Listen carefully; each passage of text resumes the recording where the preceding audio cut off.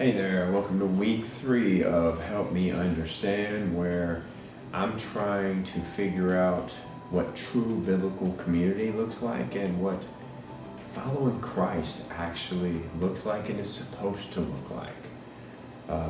In the previous 2 weeks, if you haven't seen those, I would encourage you, go back and look at week 1 and week 2 because we're building on every week. So in week 1, we looked at Matthew 7.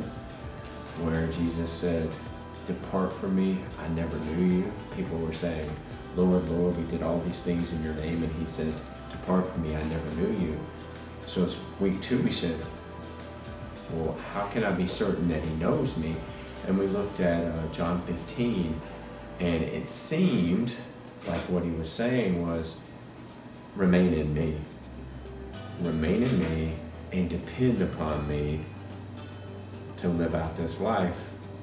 You'll be certain that I know you. So the question I asked at the end of last week was, how do I remain in him?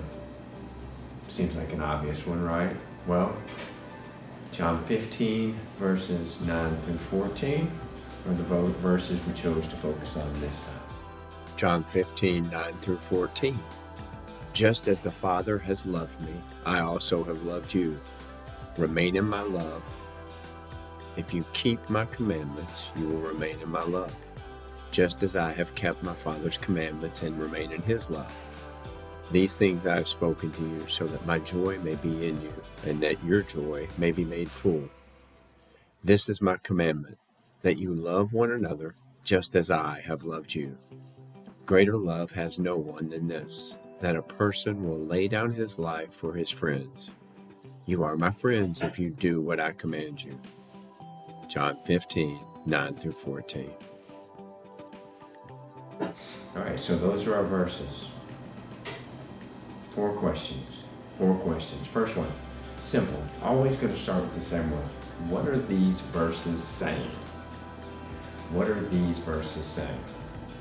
Second question, is there anything in these verses that might help us understand how to remain in him? We're looking for anything in these verses that might help us understand how to remain in him. Third question, what are they saying about God, his love for us, his expectations, or his guidance on how we should live our lives as followers? And the fourth and final question is, what parts of our life, our world, or the church should this impact? Or does it lead me to question? Simple questions, simple verses. If you would be so kind, we'd appreciate if you put your answers in the comments below. For many purposes. One, I'm going to be reading them, and they're going to help me to come up with answers to the questions myself, and I'll release a conclusion video at the end of this week. 2, my prayer is that God will help you to grow through this as well. 3, somebody may stumble upon these one day, 10 years down the road, 5 years down the road, whatever. And maybe it'll help them grow, being able to look at the different perspectives of people who follow Christ. Remember, anytime you put a comment or answer the questions in the comments below, you are entered into a drawing for a $50 gift card. Again, I'm going to say it every week. The gift card is my wife and I making a decision to take a part of our tithe and apply it to people who are willing to help us grow, but then also looking to grow themselves. Now, you may have a need, and if you win that gift card, please consider it a blessing.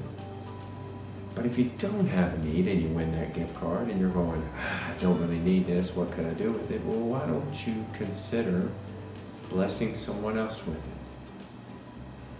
Regardless, we hope you'll consider answering the questions, helping us grow, and opening yourself up to see how God might want to grow you in the process. Thanks for joining. Look forward to seeing your comments below. Hope you have a great week.